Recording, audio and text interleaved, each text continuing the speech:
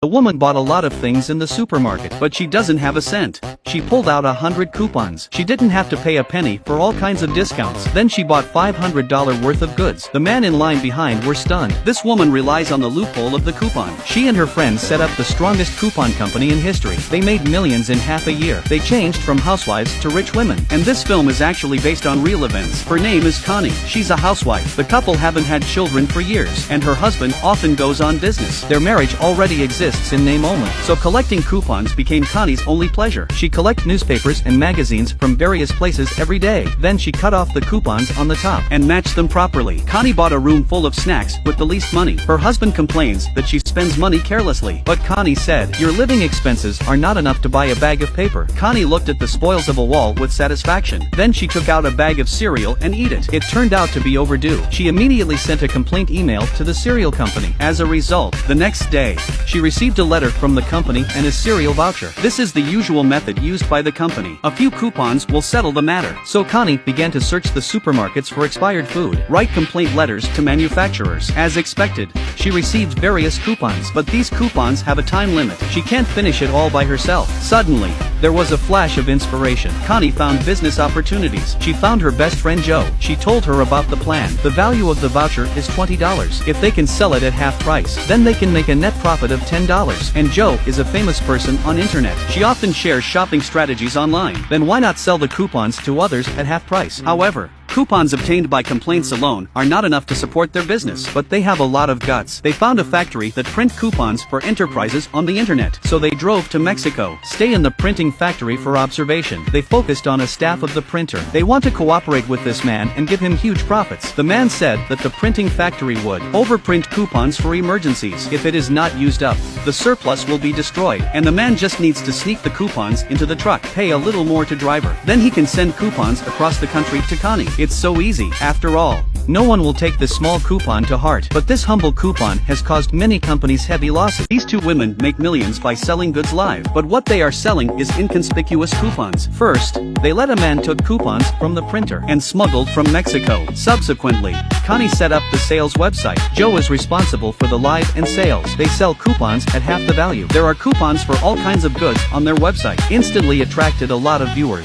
Surge in order volume. Coupons sold out quickly. After all, who doesn't like to save some money? Connie and Joe are so excited. They hurry to work overtime. More and more coupons are stolen from the printing press and then sold to lots of people. They made a lot of money. Their hands cramped when they counted the money. They will wake up laughing in the middle of the night. But the good times are not long. Many supermarkets are flooded with coupons. Some commodities have only 1,000 coupons. In the end, more than 10,000 copies were collected. Some brands lost as much as $1 million because of coupons. This soon alerted the investigators. He found Connie's website, and before they can withdraw the money, blocked their account. The two women were shocked. Will a rising business empire be buried in the hands of supermarket investigators? They quickly found a beautiful hacker to help. The hacker wondered how these two legal idiots make so much money. She unlocked their account first, then delete Joe's video. Subsequently, the IP of the website is hidden, and the money in the account was dispersed into several bank accounts. The hacker succeeded in helping them. Then hacker asked Connie for 10% of her income in return. With the help of the hacker, they are more unscrupulous. Connie got several ID cards. She collects money from several banks and rented an office. And the investigator on the other side was not angry. He went to the FBI for help. An old agent began to assist him in his investigation, but they have no clue. Connie's business is getting bigger and bigger. Just half a year, they will become rich women. But all this money is black money. How do they wash it? Connie went to dozens of banks, take out nearly 10 million cash from it. They naively think that as long as they turn money into objects,